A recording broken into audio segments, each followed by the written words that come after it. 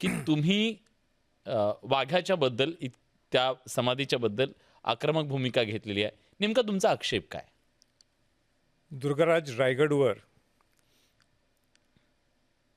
शिवाजी महाराजांच्या समाधीच्या बाजूलाच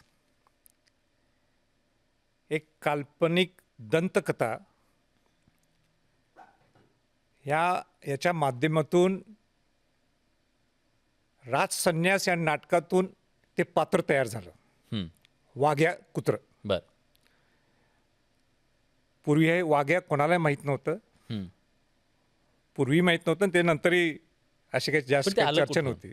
हं. ते काल्पनिक आहे.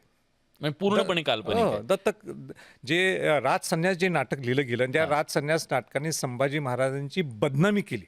हं. त्या नाटकातून